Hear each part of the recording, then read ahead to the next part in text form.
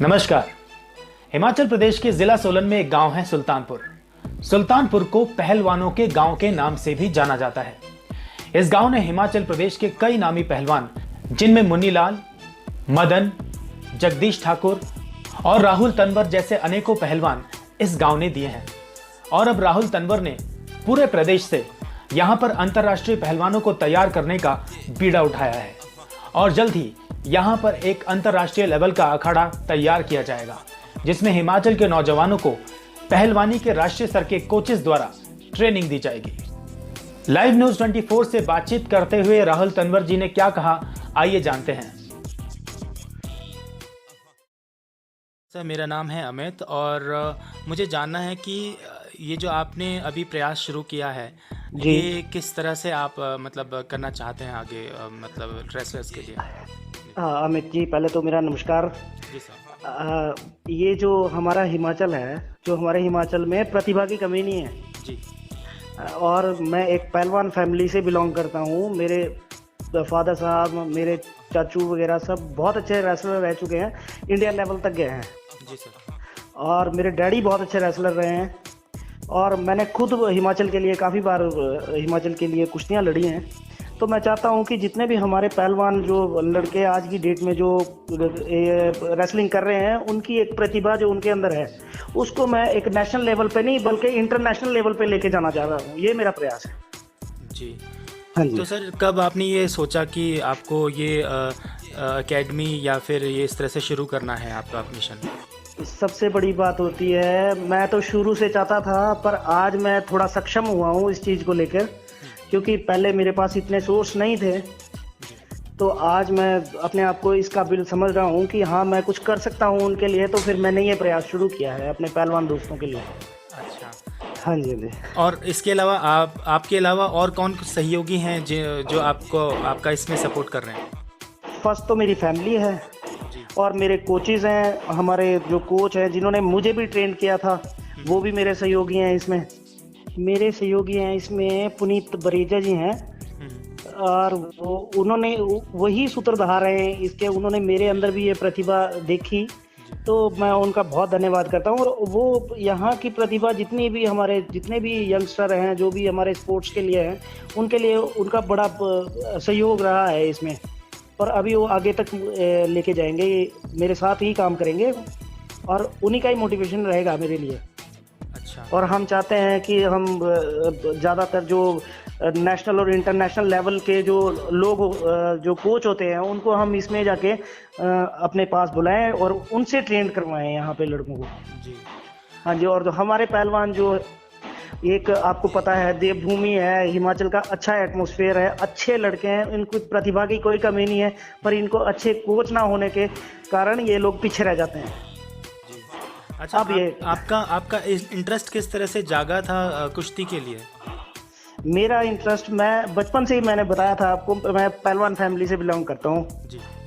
तो डैडी का सपना था एक बार कि मैं एक अच्छा रेसलर बनूं, तो फिर मैंने उनका भी मान सम्मान रखा इसलिए, और मैं कुश्तियों में आया। मैंने कुश्तियाँ लड़ी हैं, मैंने 20-22 साल मैंने कुश्तियाँ लड़ी हैं।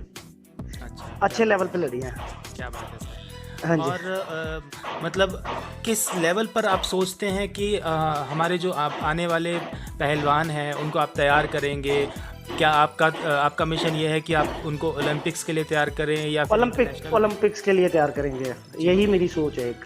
अगर मुझसे गवर्नमेंट जुड़े, सरकार जुड़े, सरकार थोड़ा प्रोत्साहन दे इस चीज़ में, मैं चाहता हूं। और मेरे ख्याल से मुझे लगता है, जहां तक मेरा विश्वास है, जब मैं ये कदम उठा रहा हूं तो सरकार भी जरूर मेरा साथ देगी, चाहे वो बीजेपी की गवर्नमेंट हो, चाहे वो कांग्रेस की गवर्नमेंट हो। और किस तरह से लोग आपको अप्रोच करें इस काम के लिए? हाँ जी। और मैं सबसे ज़्यादा ये है कि मैं नशे से दूर करना चाहता हूँ। जो आज की जो यंगस्टर हैं हमारे, उनको नशे से दूर करके मैं स्पोर्ट्स की तरफ लाना चाहता हूँ। जी सर। क्योंकि आजकल आपने देखा होगा, आजकल लोग सिर्फ मोबाइल्स, अपने लैपटॉप और वीडियो गेम, फेसबुक, व्हाट्सएप, यहीं तक सीमित रह गए। स्पोर्ट्स भी करेंगे तो सिर्फ उसी पे, मोबाइल पे ही करेंगे। मैं चाहता हूँ कि खुल के जैसे बाहर ग्राउंड में आए, अपना शरीर बनाएं, अच्छा शरीर हो उनका, ऐसा मैं चाहता हूँ। एक फिट हिमाचल। जी सर। मेरा सवाल ये था कि सर, आपको लोग किस तरह से अप्रोच करें? क्या माध्यम है कि फ़ोन के माध्यम से, फेसबुक के माध्यम से, या फिर कौन सा ऐसा माध्यम है या आपकी कोई वेबसाइट है जिसके ज़रिए आपसे लोग जुड़ सकते हैं? बहुत जल्दी एक हेल्पलाइन नंबर भी शुरू हो रहा है जी और बहुत जल्दी ये सारी चीज़ें हम अपने वेबसाइट पे भी डाल देंगे। जी अब शुरुआत हुई है जी तो आस्ता आस्ता फिर सबको हम आपके न्यूज़ चैनल के माध्यम से भी बताएंगे जी कि कैसे हमें कांटेक्ट किया जा सकता है। जी आपके चैनल से भी बताएंगे। हम आप लोगों को साथ लेके ही चलेंगे इसमें भी, क्योंकि हमें आप लोगों की ज़रूरत है। जी। जी और सर अभी मैं ये जानना चाहूँगा कि पिछले दिनों सुशील कुमार वाला हादसा जो हाँ जी हाँ जी हाँ जी हाँ जी। तो उस बारे में कुछ कहना चाहेंगे कि लोग युवा हैं जो वो आ जाते हैं इस फील्ड में, फिर वो भटक जाते हैं अपनी राहों से, तो उनके लिए कोई संदेश?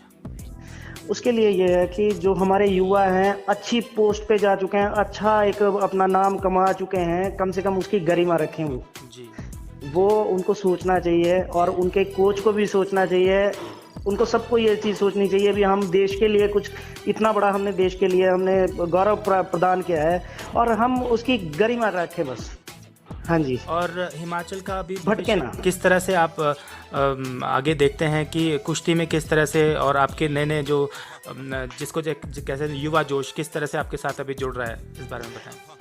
युवा जोश पहले से ही हमारे सबसे बड़ी बात है कि हमारे जो यहाँ पे सबसे ज़्यादा कमी रही है कोच वगैरह की।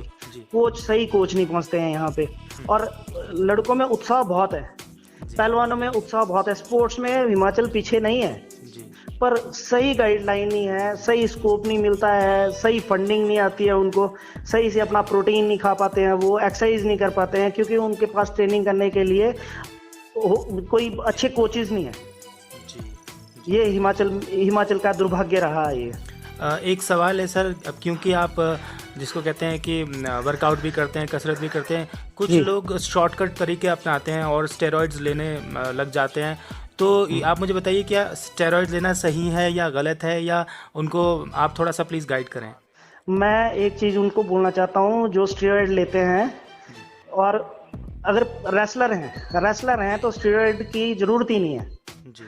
हमारा जो देसी होता है, आप फ्रूट लो, आप घी खाओ, आप और हाई प्रोटीन वाली चीज़ें होगी, आप पनीर खाओ, है ना, आपको हाई प्रोटीन की ज़रूरत नहीं पड़ेगी, उसी से ही आपकी रिकवरी हो जाएगी। अगर स्टेरॉइड लोगे तो उसके साइड इफेक्ट कल या परसों तक आपके नज़र आ जाएंगे और आपका शरीर ना ऐसे हो जाएगा एकदम से। मैं चाहता हूँ कि हमारा जो देसी शरीर होता है, जैसे हम डंड बैठक मार के, हमने एक्सरसाइज करके, हमने अपने घर का जो भी हम प्रोटीन खाते हैं, अपने घर का जो खाते हैं, देसी घी वगैरह लेते हैं, लस्सी लेते हैं, सारा कुछ लेते हैं, दूध पीते हैं, तो उससे एक चीज़ होती है 10 दिन में हमारा शरीर फिर से उसी शेप में आ जाता है। और अगर आपने स्टेरॉइड लिया होगा तो आपका शरीर ढलना शुरू हो जाएगा, आपको तरह तरह की बीमारियां शुरू हो जाएगी। वो होता है उससे। मैं चाहता हूँ कि सब जो हम देसी हमारा खाना होता है वो खाएं, वो प्रोटीन ले, वो डाइट लें, और वर्कआउट बहुत ज़रूरी है आज की डेट में, क्योंकि हमारा जो यंगस्टर है वो नशे की ओर जा रहा है। आज मैं उसका खंडन करता हूँ इस चीज़ का। मैं चाहता हूँ कि वो एक्सरसाइज की तरफ आए, अपना शरीर बनाए, शरीर मंदिर की तरह होता है और उसको मंदिर की तरह रखो। हाँ जी। और सर लाइव न्यूज़ 24 टीवी के दर्शकों के लिए आपकी तरफ से कोई मैसेज, कोई संदेश देना चाहेंगे? नशा छोड़ो, व्यायाम करो और अच्छे मुकाम तक पहुंचो। शरीर स्वस्थ, दिमाग स्वस्थ, हिमाचल स्वस्थ। जी सर, बहुत बहुत धन्यवाद सर हमसे बातचीत करने के लिए, और आपने ये जो मिशन अपनाया है इसको ठाना है, आप इसमें डेफिनेटली कामयाब हों और ये बहुत सक्सेसफुल रहे, ये हमारी उम्मीदें हैं, आशाएं हैं आपके लिए। और जी, आपका चैनल का भी बहुत बहुत धन्यवाद, जो आपने इतना बड़ा काम कर रहे हैं आप लोग। जी, बहुत बहुत धन्यवाद राहुल सर, हमसे बातचीत करने के लिए, शुक्रिया।